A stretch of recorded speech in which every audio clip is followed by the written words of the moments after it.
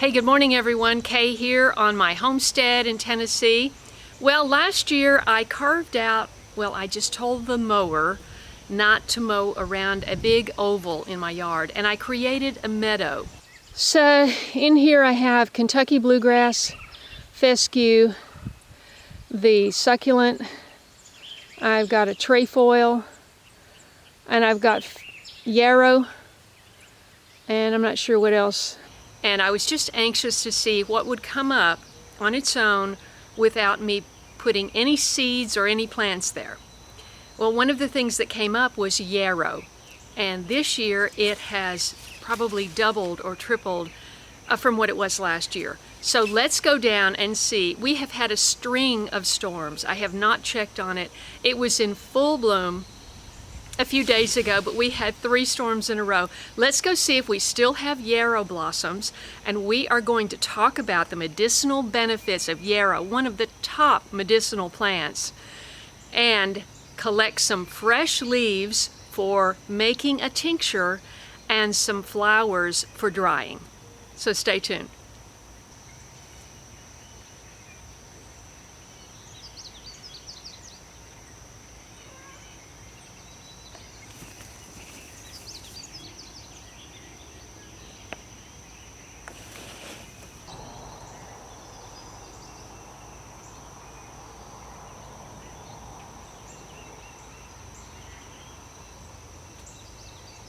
Tiger, what are you doing up there? I didn't know you could still climb a tree. I discovered some additional plants. They like to grow wild. I see them growing up in the yard all over the place, but the question is, can you sequester them so that the mower doesn't have one more thing to go around? I did that last year. I had them mowing around a patch of yarrow about like this, but it was down there. I don't know what happened to it. Oh, hey, goodness. They're getting into it over there. Can you see? Let's see. I don't know if you can see that.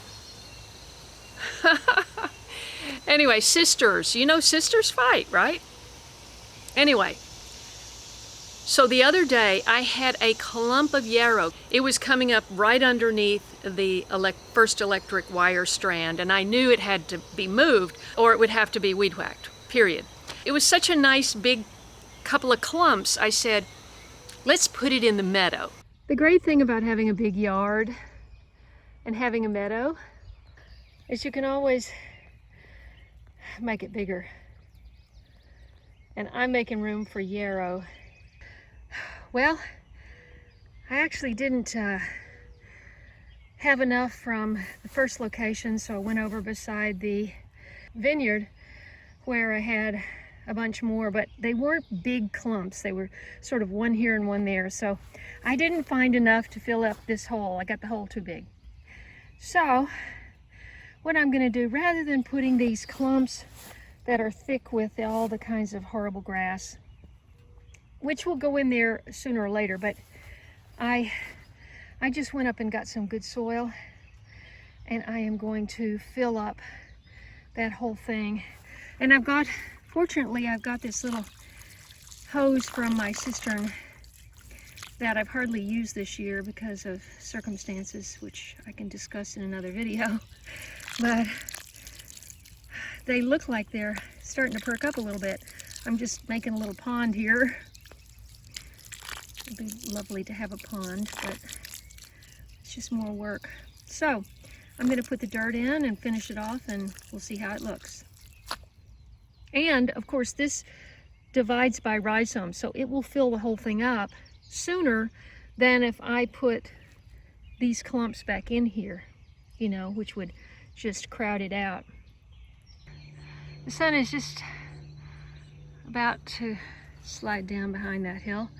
I got it done for now, and I decided to move, since I didn't have enough to fill the whole thing up, I moved them towards the center so they can spread outwards, and hopefully with the good soil and the water, they can start spreading faster than the thick grass. I go up to the meadow, and every place that doesn't have any plants growing up, it's just rock underneath. There's so much rock on this hillside, you wouldn't believe. You know, you can't even dig that deep with a shovel. So I said, it's not gonna do well putting it on top of a rock. So I carved out a new little area, and I thought, okay, it's kind of an appendage to the oval. How is the mower gonna see it and not, you know, just go over it? So I surrounded it in big rocks, because there's plenty of rocks everywhere. So I also want to check on that and see if those plants took. I've never transplanted yarrow, but I don't see why it wouldn't work. The first time I grew yarrow was in California, and I bought a plant, and it was cranberry red, which is, if you know my channel, you know I love red, and it was gorgeous. Of course, everything grows beautifully in California, in Southern California, but it's a hybrid. You know, they make it so that it's that beautiful red. I don't think that's natural in nature. So I kept the seeds from that, but I've never planted them because I wanted to know for sure it was the medicinal form of yarrow to make tinctures and salves.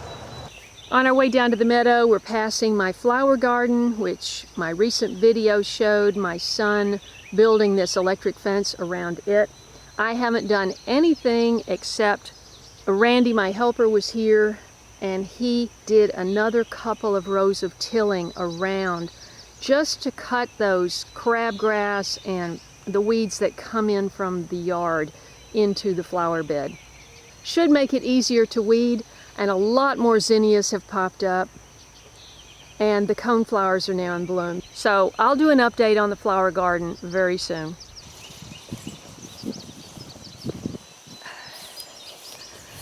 Now, as you can see, this yarrow is ready to drop seeds. I'm going to go ahead and let that mature and let the seeds drop. I would love it if I had 10 times more yarrow here. These flowers have been blooming for a while, and we're going to try to look for some a little bit younger. Yarrow just comes up with all of the weeds, so it's sometimes hard to distinguish. These are young yarrow leaves. We're going to collect these for our tincture. It's just coming up in the middle of all this grass weed and this Asian copperleaf. And so it's hard to have a designated spot because it just grows in with everything else. So you just have to kind of pick and choose. All parts of the yarrow plant are medicinal. So why don't we just pull one out? Got lots more. Look at the ground. Oh, I didn't get the root. I just got the leaves. Okay. Wanted those anyway.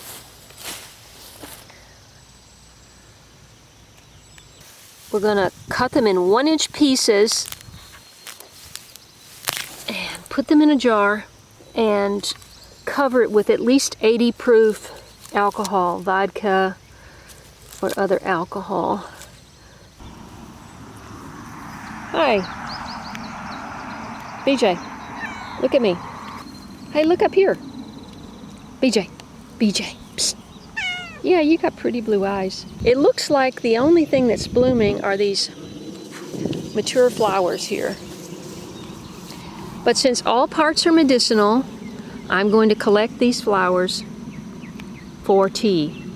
Well, it's good to see that we have flowers after that 70-mile-per-hour storm.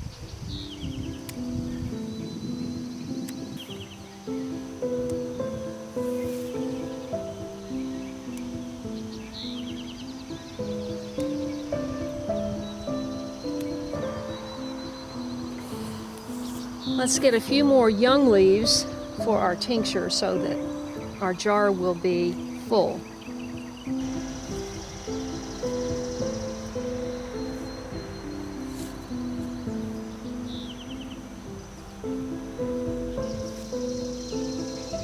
Well, that's the beauty of a meadow, is everything grows together, right?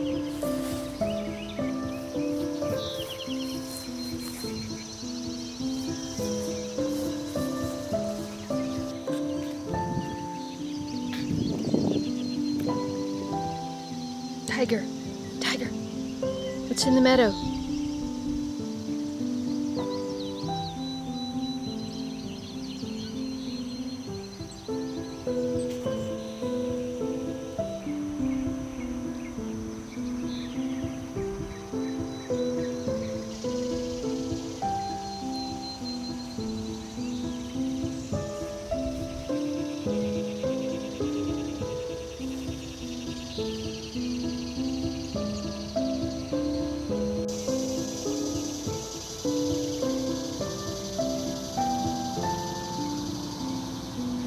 Now it looks so tiny compared to the meadow. But look. Okay, let's see. It definitely recovered. These shoots coming up look pretty healthy. No, no, no, no, no. Stay out of there.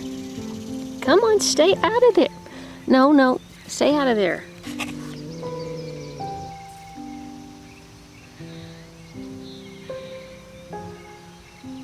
Tiger, you're just not having her today, are you? Okay, so I am confident that these are going to take hold and grow, but clearly I need even more. This is a very small little garden.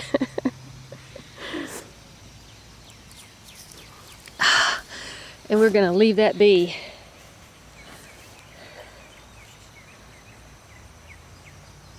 You feel left out, Spot? You feel left out?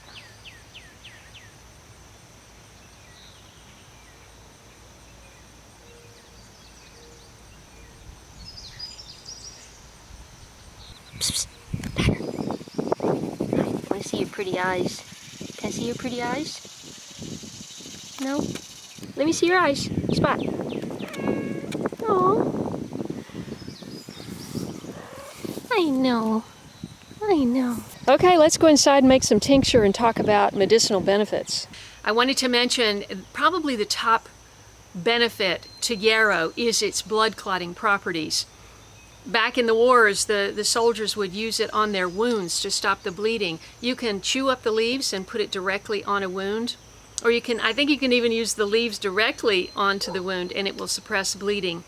It was called wound wort, wort meaning plant, wound, plant, and so that's how it got its reputation, but it has so many other benefits, just like all the top medicinal plants. We're going to go in the sunroom and make some tincture. But first I just wanted to point out, you know, we have food plants closing, and we have, the government is trying to ban supplements again. There's a bill in Congress right now. It has been for a while. They want to just ban supplements. Well, supplements, we need supplements, and we need medicinal plants, and we need natural medicine. So we want to be able to identify and know the benefits of different plants. That means, you know, in case the internet goes down, and they're talking about, or they may have turned off the internet yesterday in France due to all the chaos, we want to have books that you can actually open that have good solid information. And the Lost Book of Herbal Remedies is one that I go to all the time. And it has a lot of, well, first of all, she's a PhD and she has researched all of this, so I rely on her information. Of course, there's a lot more information online, so use that while we have it. But make sure that you have actual books that you can put on your shelf so that you can grab without even having to turn on a computer. The threat is real. There was a viral video this past week talking about the Canadian government trying to shut down naturopaths by banning supplements. So, of course, that could come here because we have a bill in Congress. That's why you need a real solid information in the form of a book so you can access it in case the internet goes down. There's also a caution on yarrow. If you are pregnant, do not use yarrow because of its blood clotting properties. I hope this is helpful. Please leave me a comment below if you'd like to see more medicinal plant videos. I have planned plantain and oh goodness, I can't remember. There's 4 or 5. You know, when I came here, I just started learning about this. So I am new to this, 2 years in. And of course, a lot of these plants don't come up until the spring. So I didn't even know about plantain until I really, really needed it 2021 in the spring when I got a tick bite. So do your research, stay safe, God bless, thanks for watching, subscribe. All parts of yarrow are used medicinally. You can eat the leaves raw or cooked, but they're bitter and they're best eaten young. The plant's very nutritious, but Dr. Apelian does not recommend eating a lot of it because of its blood clotting ability. The flowers and leaves are used to make tea, but the leaf tea is bitter, so you might want to put a little honey in there. I'm going to wash my yarrow leaves for the tincture and spin them dry and get them ready for chopping. For the tincture, I'm going to use these leaves since they're fresher and these flowers. See? It's a bug. That's why I wash them, but I wash the flowers twice and still.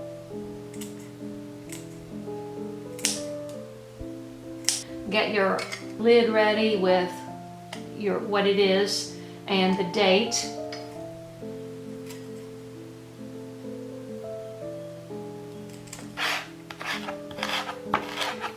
That's tough.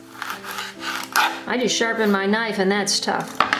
So I think we're going to use scissors to do the rest. Actually got quite a bit. It's all flowers on the bottom. Once you start shaking it, it'll be fine. Let's see if I can get a little bit more.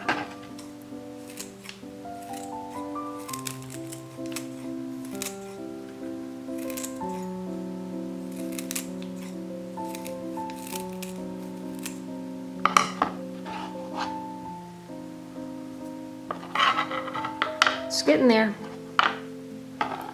Definitely have enough. I'm using 80 proof vodka.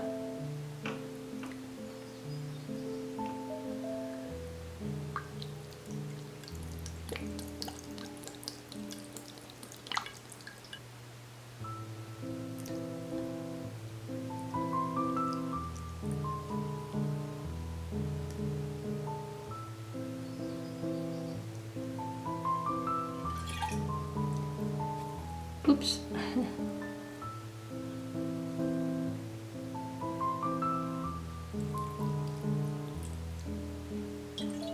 I might have gotten that too full. Hopefully I can get the lid on. There's that bug again.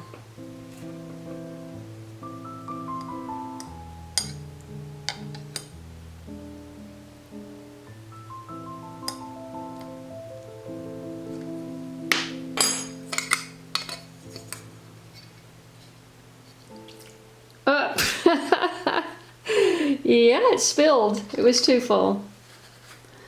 Okay, I'm not perfect. You're going to seal it tightly with a lid. You're going to shake it every few days, store it in a cool, dark, dry place.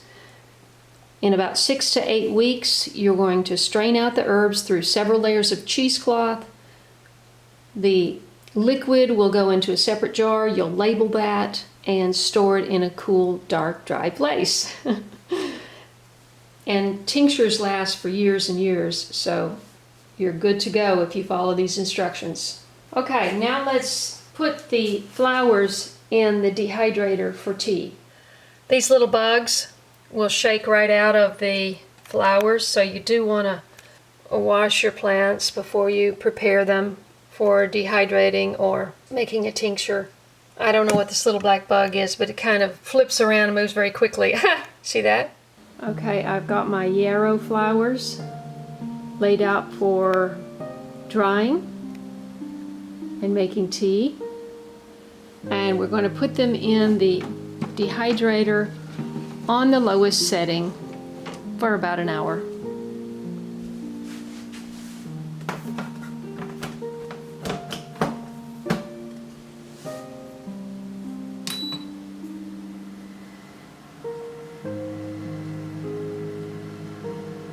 this dehydrator calls for herbs to be dehydrated up to 110 degrees or so, and for 1 to 3 hours. So I'm going to check these flowers after an hour.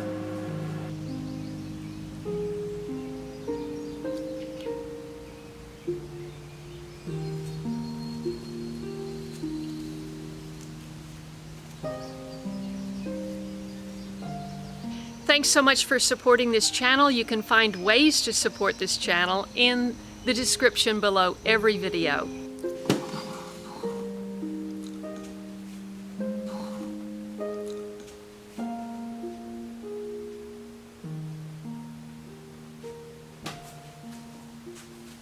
Hey, thanks so much for watching this video, sharing it with your friends, and liking the videos. I hope you subscribe if you're interested in building a sustainable homestead.